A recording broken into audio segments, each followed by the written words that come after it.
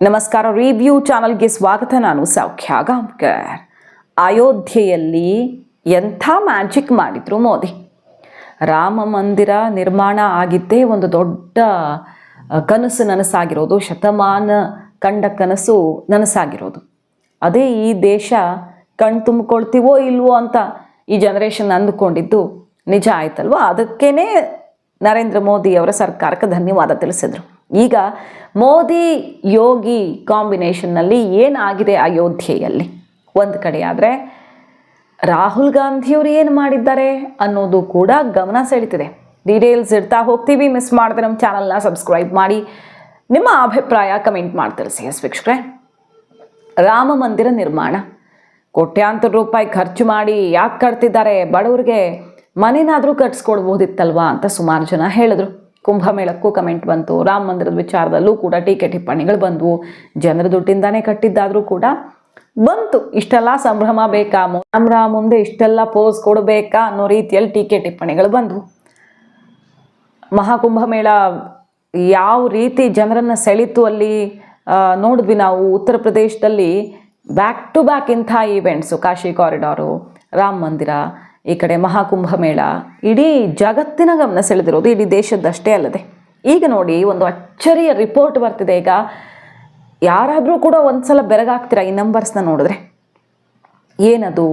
ಅಯೋಧ್ಯೆಯಲ್ಲಿ ಬಂದಿರುವಂಥ ಇನ್ಕಮ್ ಎಷ್ಟು ಅನ್ನೋ ರಿಪೋರ್ಟ್ ಬಂದಿದೆ ನೋಡಿ. 2 ವರ್ಷ ಆಯ್ತಲ್ವ ರಾಮ ಮಂದಿರ. 2 ವರ್ಷಗಳಲ್ಲಿ 50 ಕೋಟಿಗೂ ಅಧಿಕ ಜನರು ಅಲ್ಲಿ ವಿಸಿಟ್ ಮಾಡಿದ್ದಾರೆ ಅನ್ನುವಂಥ ಒಂದು ಮೆಗಾ ನ್ಯೂಸ್. 50 ಕೋಟಿಗೂ ಅಧಿಕ ಜನ 2 ವರ್ಷಗಳಲ್ಲಿ. ಅಂದರೆ 50 ಕೋಟಿ ಅಂದರೆ ನೋಡಿ ಯಾವ ಥರ ಕಂಪ್ಯಾರಿಸನ್ ನಡೀತಿದೆ ಅಂದರೆ, ಅಮೇರಿಕದ ಜನಸಂಖ್ಯೆ 34 ಕೋಟಿ, ಪಾಕಿಸ್ತಾನದ್ದು 24 ಕೋಟಿ, ಬಾಂಗ್ಲಾದೇಶದ್ದು 17 ಕೋಟಿ, ಯುರೋಪಿಯನ್ ಯೂನಿಯನ್ ಎಲ್ಲ ಸೇರಿಸಿದ್ರು 45 ಕೋಟಿ. ಸೊ ಈ ರಾಷ್ಟ್ರಗಳೆಲ್ಲ ಜನಸಂಖ್ಯೆ ಎಷ್ಟು ಹೊಂದಿದ್ದಾರಲ್ಲ, ಅದಕ್ಕಿಂತ ಹೆಚ್ಚು ಜನ ಕೇವಲ 2 ವರ್ಷಗಳಲ್ಲಿ ಅಯೋಧ್ಯೆ ರಾಮ ಮಂದಿರವನ್ನು ವಿಸಿಟ್ ಮಾಡಿದ್ದಾರೆ. ಅಪಾರ ಸಂಖ್ಯೆಯಲ್ಲಿ ಭಕ್ತಾದಿಗಳು ಬಂದು ಹೋಗಿದ್ದಾರೆ. ಒಂದು ಟೆಂಪಲ್ ಟೂರಿಸಮಿಂದ ಸುತ್ತಮುತ್ತಲು ಇಡೀ UPಯಲ್ಲಿ ಬಹಳ ದೊಡ್ಡ ಕೊಡುಗೆ ಆರ್ಥಿಕತೆಗೆ ಸಿಕ್ಕಿದೆ. ಜನರ ಜೀವನ ಹಸನಾಗಿದೆ. ಅಂಗಡಿ, ಹೋಟೆಲ್ಸು, ಮತ್ತು ಅಲ್ಲಿ ಉಳ್ಕೊಳ್ಳೋದಕ್ಕೆ ಬೇಕಾದಂಥ ವ್ಯವಸ್ಥೆ ಮಾಡೋರು, ಊಟಕ್ಕೆ ಬೇಕಾದ ವ್ಯವಸ್ಥೆ ಮಾಡೋರು, ಹೂವು ಹಣ್ಣು ಸಣ್ಣ ಪುಟ್ಟ ಅಂಗಡಿಗಳಿಂದ ಹಿಡಿದು ಎಲ್ಲ ವ್ಯಾಪಾರ ಆಗಿದೆ. ಒಟ್ಟು ಎಷ್ಟು ಬಂದಿದೆ ಕೊಡುಗೆ ನೇರವಾಗಿ, ಇದು ಪರೋಕ್ಷವಾಗಿ ಜನರಿಗೆ ಮತ್ತು ಅಲ್ಲಿನ ಬೇರೆ ಬೇರೆ ರೀತಿಯಲ್ಲಿ ಬಂದಿದ್ದ ಬಿಟ್ಟು 3,500 ಕೋಟಿ ಡೊನೇಷನ್. ಅಂದರೆ ಜನ ಕೊಟ್ಟಿದ್ದು ಡೊನೇಷನ್ನು 3,500 ಕೋಟಿ ಅಂದರೆ ನಂಬ್ತೀರಾ? ಅದರಲ್ಲಿ 1,800 ಕೋಟಿ ಈಗಾಗಲೇ ಬಳಕೆ ಮಾಡಿಕೊಳ್ಳಲಾಗಿದೆ. ಸೊ ಟೆಂಪಲ್ ಟೂರಿಸಮ್ ಏನು ಮಾಡುತ್ತೆ ಅನ್ನೋದನ್ನು ಅಂಕಿಅಂಶದ ಸಮೇತ ತೋರಿಸ್ಕೊಟ್ಟಿದೆ ಈ ಬೆಳವಣಿಗೆ. ನೋಡಿ, ಮಹಾಕುಂಭಮೇಳದ್ದೂ ಕೂಡ ಇದೇ ರೀತಿ ಅಂಕಿಅಂಶಗಳನ್ನು ಇಟ್ಟಿದ್ವಿ. ಖರ್ಚು ಮಾಡಿದ್ದು ಎಷ್ಟು, ಅಲ್ಲಿ ಖರ್ಚು ಮಾಡಿದ್ದಕ್ಕೆ ಖರ್ಗೆ ಅವರಿಂದ ಹಿಡಿದು ಬಹಳ ದೊಡ್ಡವ್ರ ಕಮೆಂಟೇ ಬಂತು. ಹೋಗಿ ಮುಳುಗೆದ್ದು ಬಂದರೆ ಬಡವ್ರಿಗೆ ಹೊಟ್ಟೆ ತುಂಬತ್ತಾ, ಬಡವರಿಗೆ ರೊಟ್ಟಿ ಮನೆ ಕೊಡೋದು ಬಿಟ್ಟು ಈ ರೀತಿ ಮಾಡ್ತಿದ್ದಾರೆ ಅನ್ನೋ ನೇರ ಕಮೆಂಟ್ ಬಂತು. ಆದರೆ ಮಹಾಕುಂಭಮೇಳದ ಯಶಸ್ಸು ಮತ್ತು ಅಲ್ಲಿಂದ ಬಂದಂಥ ರೆವಿನ್ಯೂ, ಹಾಗೆ ಅದು ನೇರವಾಗಿ ಆ ವರ್ಷದ GDPಗೆ, ಸ್ಟೇಟ್ GDPಗೆ ಹೇಗೆ ಕಾಂಟ್ರಿಬ್ಯೂಷನ್ ಕೊಡ್ತು ಅನ್ನೋದನ್ನು ನೋಡಿದ್ದೀವಿ. ಇವಾಗ ನೋಡಿ, ಅಯೋಧ್ಯ ರಾಮ ಮಂದಿರ, ಅಲ್ಲಿ ಅಯೋಧ್ಯೆಯಲ್ಲಿರೋದು 1% ಜನ. ಇಡೀ UP ಪಾಪ್ಯುಲೇಷನಲ್ಲಿ ಎಷ್ಟು? 1% ಜನ. ಆದರೆ ಅಯೋಧ್ಯೆ ಎಷ್ಟು ಕೊಡ್ತಾ ಇದೆ GDPಗೆ ಕಾಂಟ್ರಿಬ್ಯೂಷನ್ ಅಂದರೆ 1.5% GDPಗೆ ಕಾಂಟ್ರಿಬ್ಯೂಷನ್ ಅಯೋಧ್ಯೆಯಲ್ಲಿ ಹೋಗ್ತಾ ಇದೆ. ಬರೀ 2 ವರ್ಷದ ಲೆಕ್ಕಾಚಾರ. ಇದು ಇನ್ನೂ ಬೆಳೀತಾ ಹೋಗುತ್ತೆ, ಇದಿನ್ನೂ ಆರಂಭಿಕ.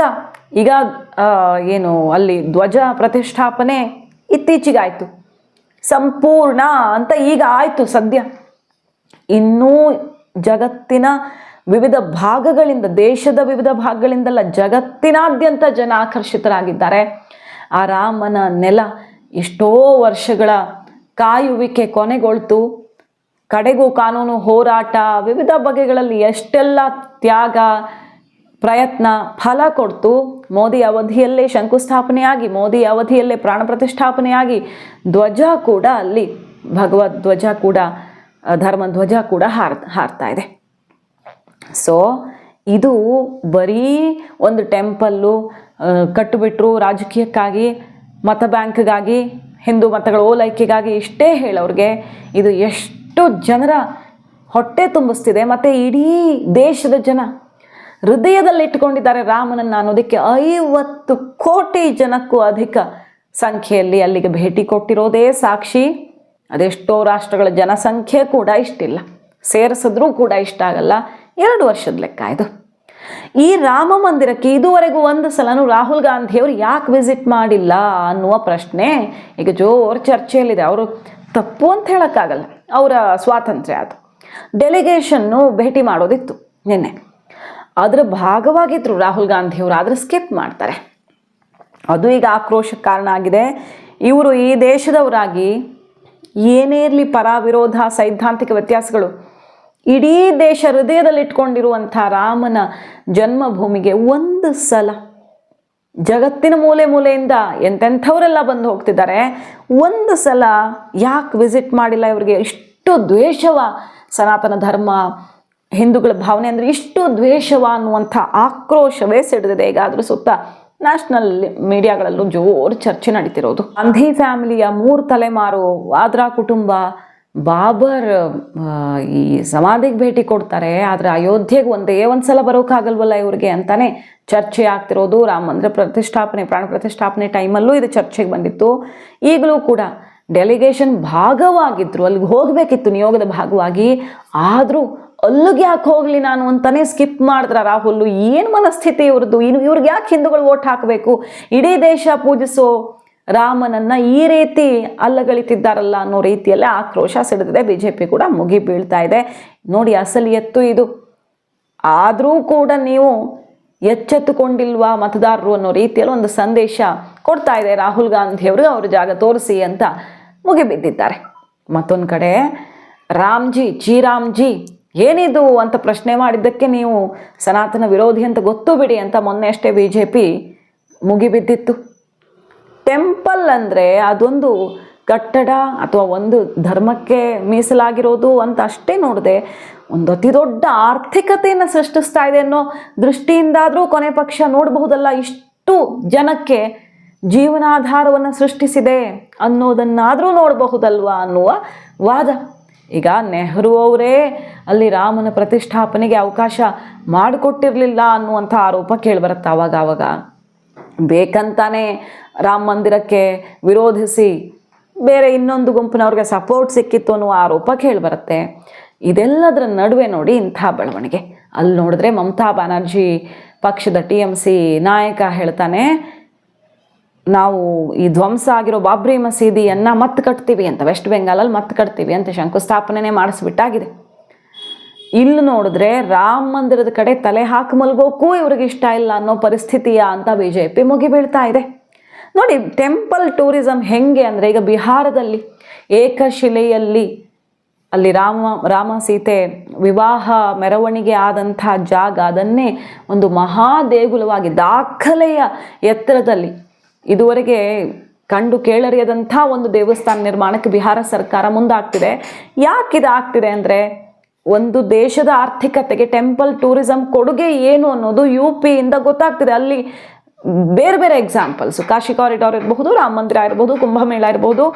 ಇದೇ ದಾರಿಯಲ್ಲಿ ಈಗ NDA ಸರ್ಕಾರ ಇರುವಂಥ ಬಿಹಾರದಲ್ಲೂ ಕೂಡ ಬೃಹತ್ ಮಂದಿರ, ದೇಶ ಅಷ್ಟೇ ಅಲ್ಲ ಜಗತ್ತು ತಿರುಗಿ ನೋಡಬೇಕು ಅಂಥದ್ದೊಂದು ದಾಖಲೆ ಮೂಲಕ ಅಲ್ಲಿ ಬಹಳ ದೊಡ್ಡ ಏಕಶಿಲಾ ದೇವರ ಪ್ರತಿಷ್ಠಾಪನೆಗೆ ಕೂಡ ತಯಾರಿ ನಡೀತಾ ಇದೆ. ಶಿವಲಿಂಗ ಮತ್ತೊಂದು ಕಡೆ ರಾಮ ಸೀತೆ ಹೋದಂಥ ಆ ಜಾಗದಲ್ಲಿಯೇ ಮಾಡಬೇಕು ಅಂತ ಬಿಹಾರದಲ್ಲಿ ಈಗ ತಯಾರಿ ನಡೆದಿದೆ.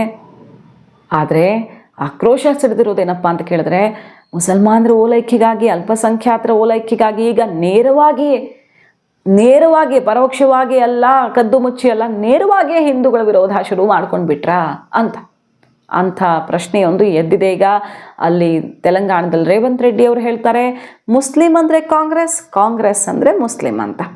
ಈ ಕಡೆ DMK ನಾಯಕ ಹೇಳ್ತಾರೆ, ಹಿಂದೂ ಸನಾತನ ಧರ್ಮ ಅಂದರೆ ಕಾಲರ, ಮಲೇರಿಯಾ, ಏಡ್ಸ್ಗಿಂತ ಕಡೆ ಅವುಗಳನ್ನೆಲ್ಲ ಅಳಿಸ ಹಾಕಬೇಕು ಅಂತ. ಅದು ಕೋರ್ಟ್ ಕೂಡ ಮೊನ್ನೆ ಚಾಟಿ ಬೀಸ್ತು. ಇಂಥದ್ದೆಲ್ಲ ಈಗ ಆಕ್ರೋಶಕ್ಕೆ ಕಾರಣ ಆಗಿರೋದು.